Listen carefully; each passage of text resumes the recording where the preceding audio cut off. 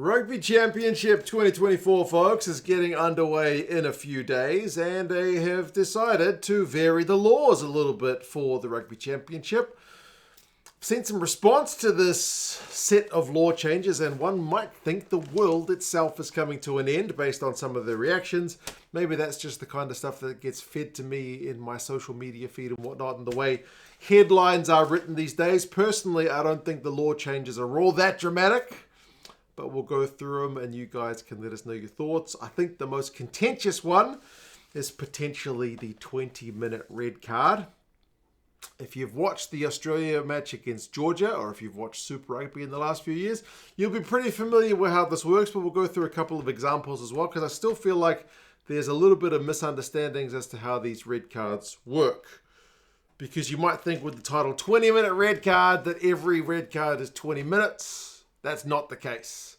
There are still full red cards on the table with the 20-minute red card option. I'll give you an example from Super Rugby this season just gone.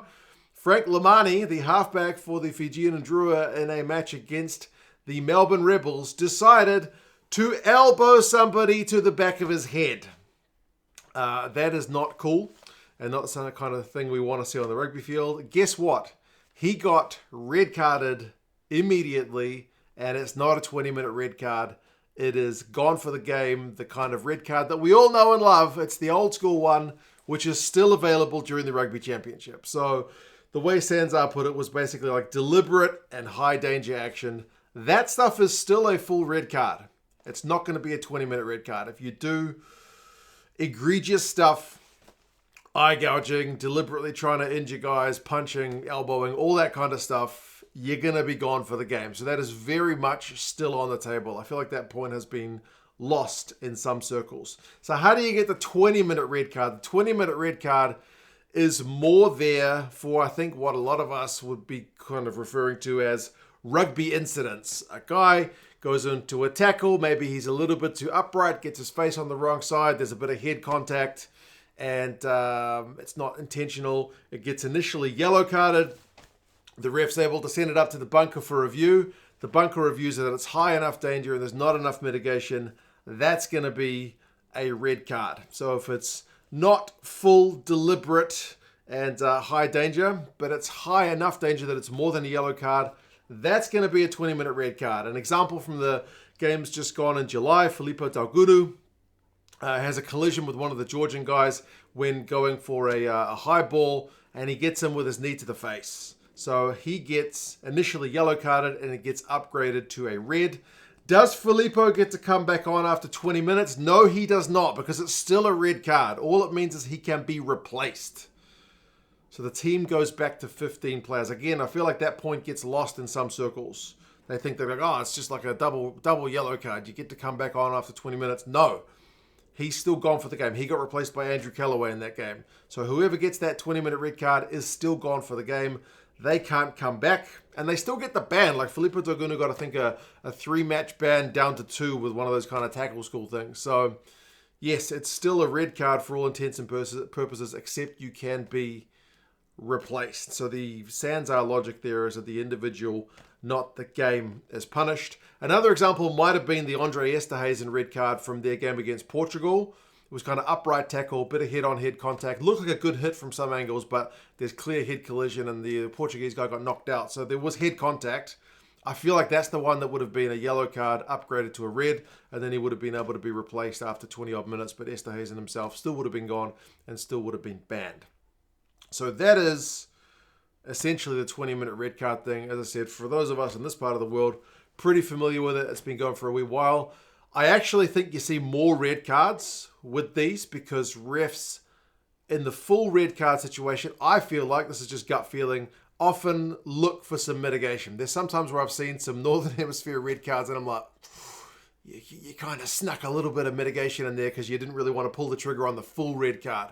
So the refs, I don't feel like, have as much pressure. They can send it to the bunker if there's any doubt. If it's not 100% clear, they can send it to the bunker and the bunker can make the call. But it's still a bit of a divisive one. Personally, I am a fan of it. I think it helps, and I think it makes that kind of end of the game conversation about would they have won? Would they have lost? Was that a fair red card? Was it not a fair red card? I don't feel like that comes into the conversation as much. We're talking more about the game and less about the card, which I personally prefer. But again, it's a bit subjective as to what's kind of deliberate and intentional and, high danger and whatnot, but that's always going to be the case. The other changes to the laws, they're going to kind of try and speed up the game with the countdown clocks for penalties and conversions going to be at 60 seconds, so the kickers are going to have to get moving after calling for a penalty or going for a scoring play. World Rugby has kind of been going in that direction to speed up the play as well. So that is going to be more the case here. But also 30 seconds to set a scrum and 30 seconds to set a line out. That I feel like will be a little bit of a change because we do see the forwards who are tired sometimes meandering into the set piece. The refs are going to need to enforce that one if they are really going to try and speed up the game. Rugby does have a lot of downtime. Like if you've ever watched a game on demand instead of watching it live and you want to skip through the time when they're setting for a scrum or the time they're walking to a lineup, there's a lot of time. You can cut out, like of a 2-hour broadcast, if you include the halftime break, there's 15 minutes gone, you can basically cut out about an hour. You can just skip through it. So I don't have a problem with them trying to speed up the game as long as they can do it all safely. Obviously the scrums, these guys are such big units these days. They have to be able to scrum properly and safely. Anytime there's law variations, I'm a little bit hesitant in the fact that there may be some kind of unintended consequences. If these guys are truly knackered and can't set scrums within 30 seconds or lineouts within 30 seconds, you may see some shoelaces come untied. You may see some guys going down for injuries, like props going down for injury. We see that now. We may see an increase of it, but as long as they can do it safely, I don't see a problem with doing it quickly. Like I said, it's just basically watching a bunch of guys walk to a scrum, so I don't have a problem with that one being done a bit quicker. Protection for the 9 at the kind of scrum, ruck and maul time.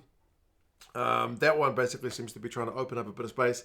Again, that's for the referees to enforce it, so the guys who are classified as near to those situations won't be able to interfere with a guy who's trying to play the ball to get it out. So basically, they're wanting quick ball play. And then the last one, uncontested not straight lineouts will not be called as not straight. So a bit of pressure on defending teams to contest lineouts, lest other teams can just throw it however they want it. I get the idea behind that one. I feel like that one's maybe the most open to a bit of manipulation by ingenious coaches if we're talking about unintended consequences, because like it's all well and good that if a team's got an attacking line out and the opposition 22, it's marginally not straight, but the other team was setting like a maul defense anyway, so they didn't contest. Like, why stop the game to set for a scrum to the other team?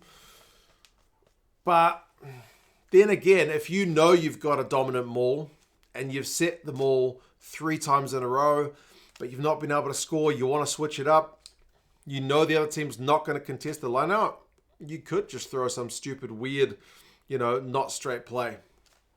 I don't know. And also, how do you determine what is kind of contested? They've decided as if the defending team does not lift a player, then it's going to be basically play on.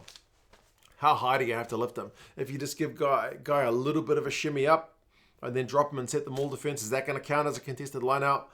That's also one that's going to be open to a little bit of interpretation as to what actually counts as a contested line out. The refs will have to make that decision there. But yeah, I feel like there could be some trick plays up some coaches' sleeves in that situation. But you guys let us know what you reckon. Are you happy with the way the red cards are going to go? As I said, I think for the most part, I am cautiously optimistic about these changes. But I am also just that slightly bit hesitant because I know every time you change a law, there's something you didn't see coming which ends up happening. So we'll kind of have to wait and see. Subscribe to the channel if you haven't done so already. Rugby Championship is not too far away. There's a Super Brew pool for the Rugby Championship too. I'll put it down in the description if you guys want to sign up. See if you can kind of be top dog for the rugby predictions. But yes, you guys take care and I'll talk to you guys again soon. See you later.